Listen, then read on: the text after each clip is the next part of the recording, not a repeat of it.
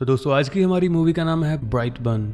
Movie की starting में हमें एक कपल टॉरी और क्ले को दिखाया जाता है। वो दोनों शादी कर बहुत खुश होते हैं और वो ब्राइटबर्न सिटी में रहते हैं। दोनों फैमिली भी स्टार्ट करना चाहते थे, लेकिन बहुत दुख की बात है कि टोरी को बच्चा नहीं हो रहा था। वो दोनों इस बात को लेकर बहुत परेशान होते हैं। एक रात उनके घर के बाहर अचानक एक स्पेसशिप आकर गिरता है। उनको स्पेसशिप के पास से एक बच्चा मिलता है। उनकी बच्चे की ख्वाहिश भी पूरी हो जाती है। अब टोरी और क्ले उस बच्चे को खुशी खुशी रख लेते हैं। वो उसका नाम ब्रैंडन रखते हैं और उस स्पेसशिप को वो घर के पास कहीं छुपा देते हैं ताकि बाद में ब्रैंडन या फिर किसी और को इस बात का पता ना चल सके। फिर हमें 10 साल बाद की कहानी दिखाई जाती है।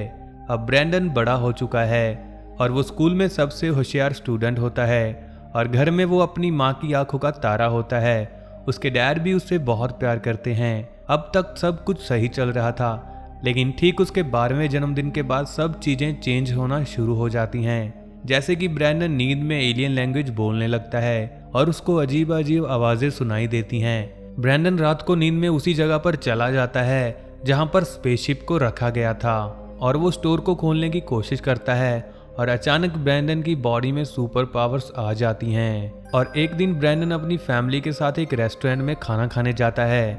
यहाँ उसके अंकल नो उसको एक राइफल गिफ्ट करते हैं, जिसे देखकर ब्रैंडन बहुत खुश होता है। लेकिन क्ले उसे वो गिफ्ट नहीं लेने देता क्योंकि ब्रैंडन अभी छोटा बच्चा है। ब्रैंडन को इस बात से बहुत बुरा लगता है। वो सबके सामने अपने डैड पर गुस्सा हो जाता है और तभी वो डिनर छोड़कर ऐसे ही घर आ जाते हैं। क्ले और टॉरी को ब्रैंडन का ये एटीट्यूड बहुत अजीब लग रहा था। इससे पहले उसने ऐसा कभी नहीं किया था। एक दिन क्ले नोटिस करता है कि ब्रैंडन ने खाना खाते समय स्पून को चबा दिया है। फिर टोरी को ब्रैंडन के रूम से कुछ ह्यूमन बॉडी ऑर्गन और लड़कियों के हाफ न्यूड फोटोज मिलती हैं। क्ले को पता चलता है कि ब्रैंडन के साथ कुछ अजीब हो रहा है। क्ले और टोरी को यह बात पता थी कि ब्रैंडन बाकी बच्चों से थोड़ा अलग है। वो बचपन से ही सुपर हेल्दी रहा है और ना ही उसे कभी कोई चोट लगी है। क्ले और टोरी सोचते हैं कि ब्रैंडन अब बड़ा हो रहा है और इसीलिए उसमें फिजिकल चेंजेस आ रहे हैं। तो दोनों डिसाइड करते हैं कि क्ले उससे बात करेगा और उसे समझाएगा। फिर क्ले और टोरी कैंपिंग ट्रिप पर जाने के लिए डिसाइड करते हैं ताकि वो ज्यादा से ज्यादा समय ब्रैंडन के साथ स्पेंड कर सकें। तभी रात को ब्रैंडन कैंप से गायब हो जाता है और उसकी क्लास में पढ़ने वाली लड़की कैटलीन के घर चला जाता है उसे स्टॉक करने के लिए। नेक्स्ट नाइट वो अपने पोल्ट्री फार्म में जाकर चिकन्स को घूरने लगता है। फिर क्ले और टोरी के सोने के बाद वो सभी चिकन्स को बुरी तरह मार देता है। बाद में क्ले फार्म का ये हाल देखकर टोरी को बताता है कि ये काम ब्रैंडन का ही हो सकता है।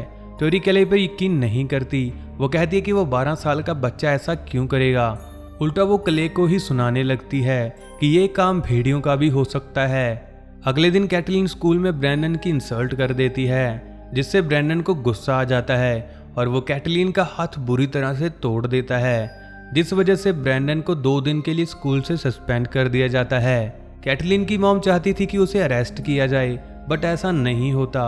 स्कूल वाले डिसाइड करते हैं कि ब्रैंडन को सस्पेंशन पीरियड खत्म होने के बाद स्कूल की काउंसलर मेरली ब्रैंडन की काउंसलिंग करेंगी, जो ब्रैंडन की आंटी भी होती हैं, यानी कि वो नो की वाइफ थी। उसी रात ब्रैंडन को एलियंस की आवाजें सुनने लगती हैं और वो स्टोर में चला जाता है जहां पर स्पेसशिप को रखा गया था। वो उस लॉक को अपने हाथों से ही तोड़ देता है।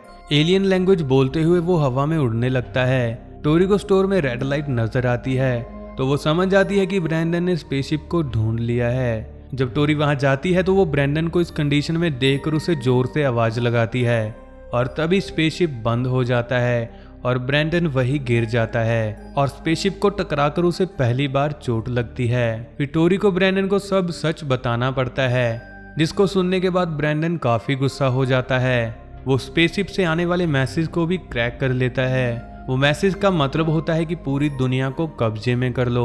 दोस्तों अगर वीडियो अच्छी लग रही है तो आप चैनल को अभी सब्सक्राइब जरूर करें। देन ब्रैंडन फिर कैटलीन के घर चला जाता है उसे बताने कि मैं कितना स्पेशल हूँ और मेरे पास कितनी पावर्स हैं। बट कैटलीन उसे बताती है कि मेरी मॉम ने तुमसे बात करने के लिए मना किया है। ब्रैंडन सीधा उसी रेस्टोरेंट में चला जाता है जहाँ पर कैटलीन की मॉम काम करती थी।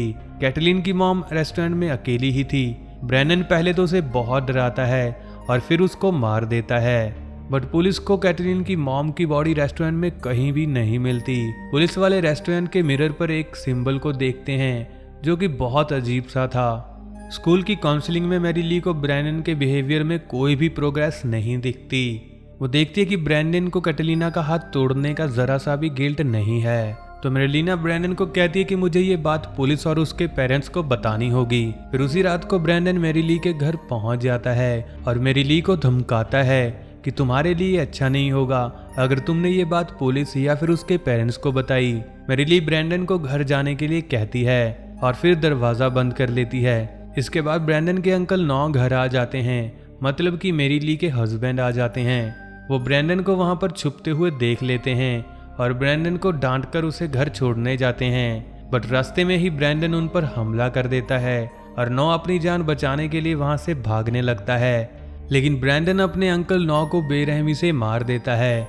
ब्रैंडन नौ के खून से भी वही सिंबल बना देता है जो कैटलीन की मॉम को मारकर बनाया था उस होटल में। फिर नेक्स्ट डे क्ले और टोरी ब्रैंडन को नौ के गुजर जाने की सैड न्यूज देते हैं, लेकिन ब्रैंडन को इस बात से कोई फर्क नहीं पड़ता।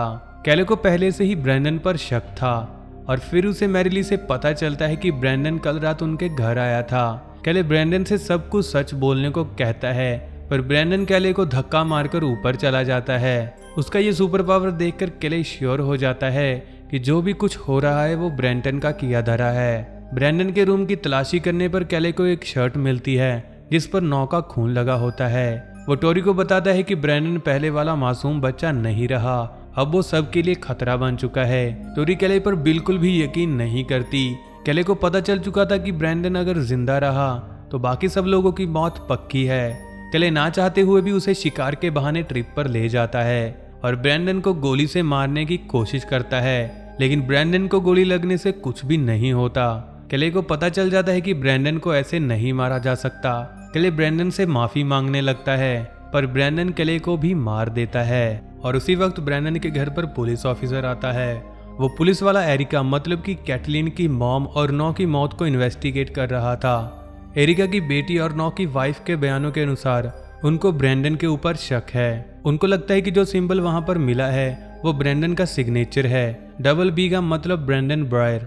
टोरी उस सिंबल को पहचान लेती है, बट वो पुलिस वालों से कुछ नहीं कहती। टोरी ब्रैंडन के रूम में चली जाती है और वहां उसे ब्रैंडन की एक बुक में ये सिंबल और एरिका और नौ के मरने के मूवमेंट के स्केच मिलते हैं। अब सब कुछ पता चलने के बाद टोरी क्ले को फोन करती है और उसे सब बताने लगती है, लेकिन फोन ब्रैंडन उठाता है और उसे बताता है कि क्ले अब नहीं रहा। तभी ब्रैंडन घर आकर घर को तोड़ने लगता है।